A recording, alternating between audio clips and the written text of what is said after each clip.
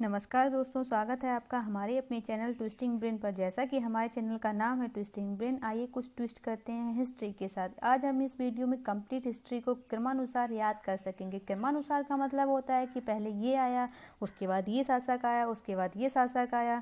हमारे भारतवर्ष में बहुत से शासक रहे, उन्होंने राज किया, उनके बारे में आज हम क्रम से जानेंगे, कब से कब तक कौन सा वंश रहा है।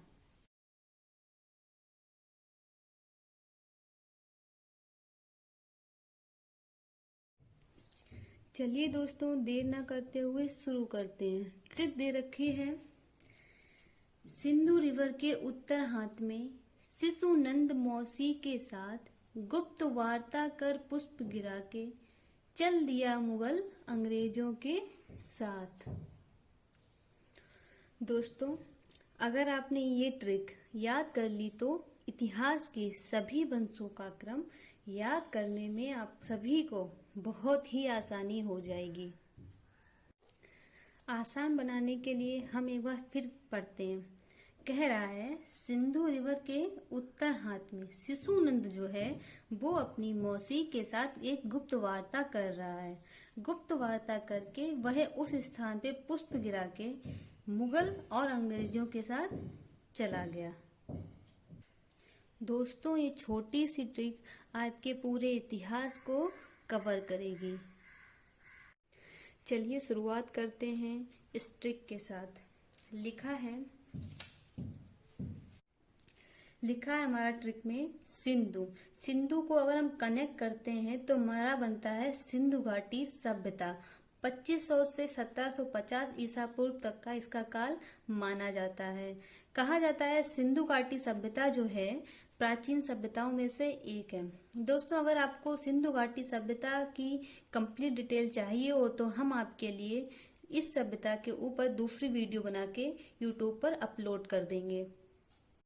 अब इसमें दिया है रिवर को हम लिखते हैं ऋग्वैदिक। रिवर से ऋग्वैदिक काल 1500 से 1000 ईसा पूर्व तक ऋग्वैदिक काल माना जाता है।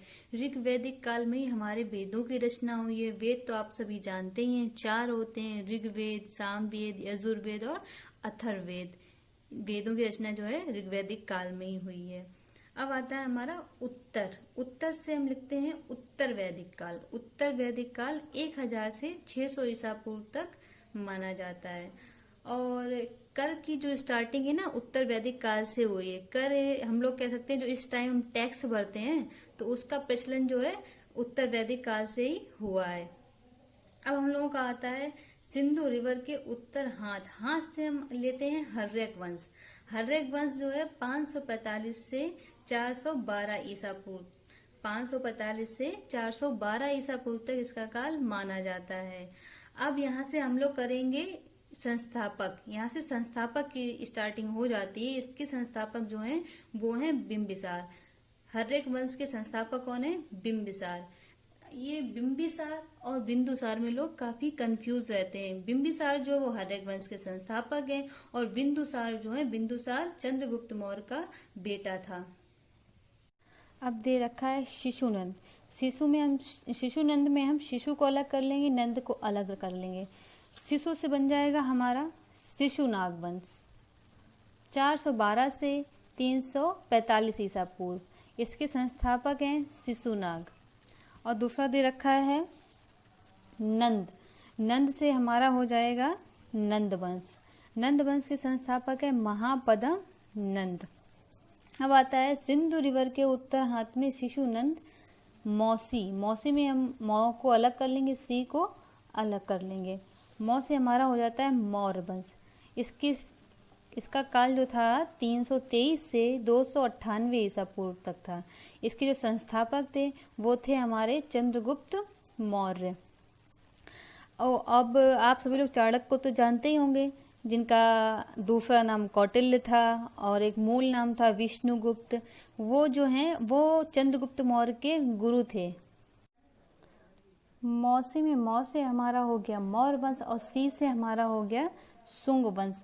185 से 73 ईसा पूर्व तक इसका काल रहा है और इसके संस्थापक हैं पुष्यमित्र शुंग। शुंग वंश के संस्थापक हैं पुष्यमित्र शुंग। अब आता है के से हमारा हो जाए कर्णवंश 73 से 28 ईसा पूर्व और इसके संस्थापक हैं वासुदेव। मौसी के 7 से हमारा हो जाएगा सातवाहन वंश 60 से 240 ईस्वी। याद रहे यहाँ तक तो हमारा ईसा पूर्व था, अब यहाँ से हमारा ईस्वी स्टार्ट हो गया है। सातवाहन वंश के संस्थापक हैं सिमुक। कौन है? सिमुक। फिर पढ़ते हैं सिंधु रिवर के उत्तर हाथ में शिशुनंद मौसी के साथ गुप्त वार्ता। गुप्त से हमारा हो जाता है गुप्त वंश 240 से 550 ईस्वी और इसके संस्थापक हैं श्री गुप्त। और वार्ता से हमारा हो जाता है वाकाटक वंश 300 से 600 ईस्वी और इसके संस्थापक हैं विंध्य शक्ति। इन दोनों को हमने साथ में इसलिए लिख रखा है क्योंकि गुप्त वंश जो है, जब ये गुप्त वंश का काल चल रहा था उसी समय पे वाकाटक वंश भी मतलब चल रहा था। आप इसकी जो ये है काल अवधि है इससे पता लगा सकते हैं। गुप्त वंश में ही नालंदा विश्वविद्यालय की स्थापना हुई थी और इसका श्रेय कुमार गुप्त को जाता है। अब आता है गुप्त वार्ता। गुप्त वार्ता कर का यहाँ पे कोई उपयोग नहीं है क्योंकि अब सेंटेंस को पूरा करना है तो कर लगाना था, तो कर का कोई उपयोग नहीं। अब आता है पुष्प। पुष्प से हमारा हो जाएगा पुष्यभूति वंश 606 से 646 ईस्वी और इसके संस्थापक है हर्षवर्धन। पुष्पभूति वंश के संस्थापक हैं हर्षवर्धन। हर्षवर्धन को पूरे इतिहास का अंतिम हिंदू सम्राट कहा जाता है। जो हमारा इतिहास है इसे इन्हीं में जो हर्षवर्धन हैं पुष्यभूति वंश के संस्थापक, इन्हें अंतिम हिंदू सम्राट कहा जाता है। पुष्प गिरा से हमारा हो जाएगा गुर्जर प्रतिहार वंश 730 से 1018 ईस्वी और इसके संस्थापक हैं नागभट्ट प्रथम।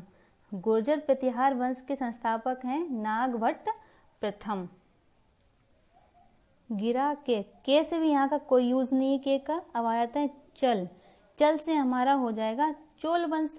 चोल वंश जो है 900 से 1200 ईस्वी तक चलता है और इसके संस्थापक हैं विजयालय। चोल वंश के संस्थापक हैं विजयालय। चल दिया।